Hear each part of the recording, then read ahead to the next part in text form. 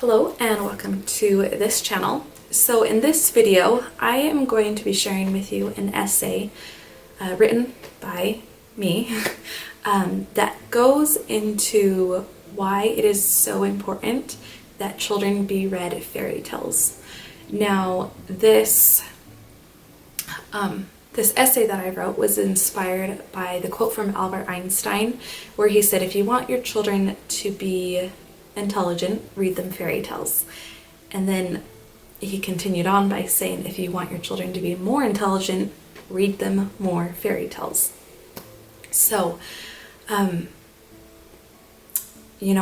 was curious why a renowned, incredible genius astrophysicist said this. And so I wanted to learn more, and I researched it a lot, and this essay was the result of that research. So if you're curious why fairy tales and imagination are so beneficial to children's psychology, then sit back and enjoy what I'm about to share. So, imagination and cognition. One of the greatest minds of our time stated, if you want your children to be intelligent, read them fairy tales. If you want them to be more intelligent, read them more fairy tales. The great power and influence of imagination in developing the human mind is a significant part of every stage of life. From childhood onward, the magical stories weaved together in our dreams help guide us through life. They build solid ground for an individual to handle problems of any nature. Fairy stories help cultivate the mind's ability to handle complex problems in academics, relationships, and any other area that requires a flexible mind. Stories that provide an abstract and unconventional view of the world engage the mind so that grasping obscure concepts becomes a natural and comfortable process. Through molding extraordinary and yet imaginatively possible realities, a fictional story connects to the reader. The mind goes beyond processing the external stimuli and is allowed to invent landscapes and emotions from the cognitive engagement of reading words on a page. Though the skies, terrain, and weather are products constructed from what the reader already has stored in the brain from past experience, the imagination is given the liberty of stretching and rearranging the factual evidence. Such bending and warping of reality allows a sky with grander celestial bodies, rivers of magnificent power, and astounding weather that pulls the seams of existential proportions to metaphysically exist. Such works, both in their production and consumption, exercise what has been referred to as the mythopoetic imagination, because they involve a different approach to reality, an alternative technique for apprehending and coping with existence. It is not anti-rational, but para-rational, not realistic, but surrealistic, super-realistic, a heightening of reality. Rather than using our default workday cognitive capacities, such literature stretches us intellectually, stimulates the imagination, and engages our creativity. Fairy stories are an escape from the universe we are a part of, to a heightened realm of existence. They are part of the universe of the mind and dreams, allowing the reader to see more then and more in what is before them. Most often, the tales for children begin with the words, once upon a time, or long ago in a land far away, beginning the child on an escape from what is deemed common and possible. This deliberate vagueness in the beginnings of fairy tales symbolizes that we are leaving the concrete world of ordinary reality. It opens the mind to the possibilities of something peculiar and more magical than what they already know. The mind develops through separating and organizing the multitude of information continually being entered. More effective capacity for grasping new concepts is thus acquired by the practice ability to organize input and creatively file it in the mind. As Flavel remarked, intellectual development is an organization process. Organization into systems with definable structure is the sine qua non for good cognition. So it is that fairy stories engage the young, permeable mind in sifting, arranging, and comprehending new ideas. The traditional tales begin this with juxtaposing the characteristics of characters. There is no evil stepmother who has a trace of goodness, nor a princess without complete virtue and beauty. This stark distinction lends for the child's mind to clearly define what is and what is not. Fairy stories permit the child to come to grips with the problem in its most essential form. The fairy tale simplifies all situations. Its figures are clearly drawn, and details, unless very important, are eliminated. All characters are typical rather than unique. When stories with more complex plots and development are introduced, they force conceptualization to expand. The child responds to the challenge by acquiring the new cognitive structures needed to cope with these demands. As a child matures and strengthens in cognitive development, they are prepared to discern more abstract characters and events with subsequently more abstract ideas. Life does not happen solely on the outside. The mind's capacity to even comprehend and recognize that we are cognitively interacting with external stimuli is an unparalleled wonder. If our minds were confined to process only our outward existence, we would be no different than animals. Instead, we are driven to understand things imperceptible to natural senses. The metaphysical eludes full comprehension, and so we strive more to explain it. With fairy stories, utilizing the foreknowledge of external characteristics combined with creativity to interpret the unseen bridges the gap. As Firth describes, objects become symbols when we transform them to objects of knowledge throughout incorporating them in our creative intelligence. He expounds on the increased cognitive development through the use of representation, as fairy stories are truly representations of the inner turmoil of thoughts and emotions. The ability to represent widens the knowing life of the child to an unprecedented degree. It provides him with the accommodative figurative dimension to which his newly acquired power of object formation can be applied. It gives food to his growing operative thinking, which otherwise would be limited to perceptual events of here and now.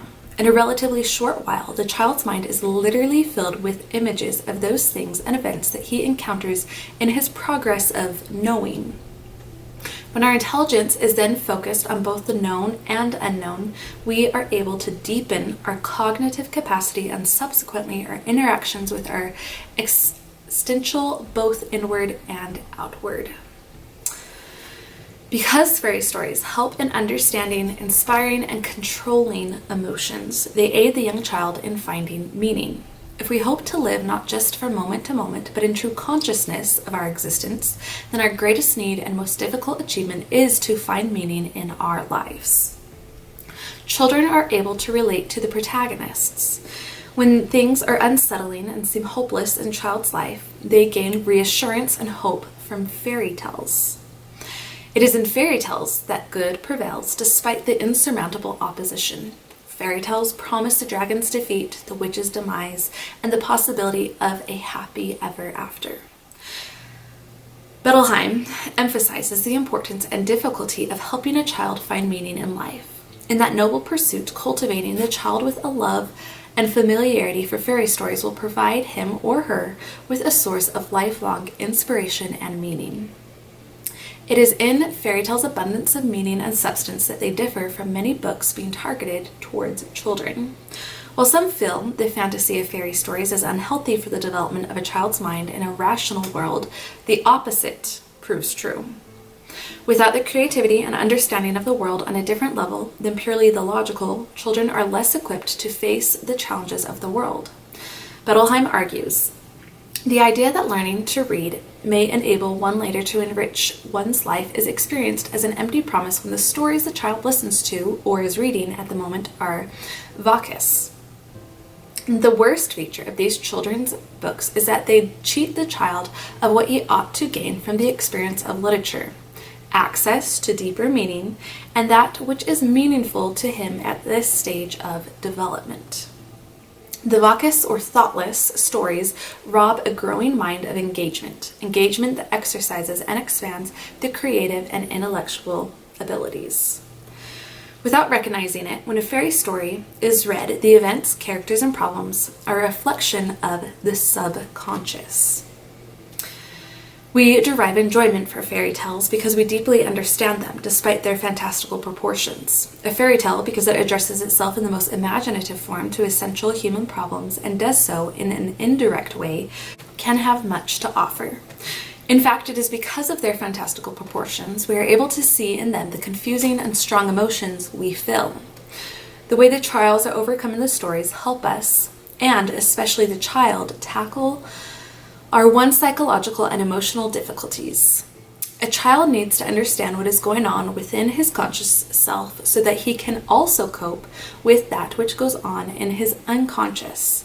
He can achieve this understanding, and with it the ability to cope, not through rational comprehension of the nature and content of his unconscious, but by becoming familiar with it through spinning out daydreams, ruminating, rearranging, and fantasizing about suitable story elements in response to unconscious pressures. It is here that fairy tales have unequaled value because they offer new dimensions to the child's imagination. Imagination is a necessary part of a healthy mind. The further the imagination reaches, the more fulfillment an individual can achieve. Our conquering of problems on our own is essential to our sense of satisfaction and achievement. It is their mind being able to soar out and cope with life independently. Thus, in this same independence is the imaginative mind able to cognitively grasp and produce more difficult concepts in the future. Many object to using fairy tales as a teaching and enriching tool for children. The objection stems from their understanding that encouraging the belief in unreal worlds and realities will make the child less capable of being a part of this physical world.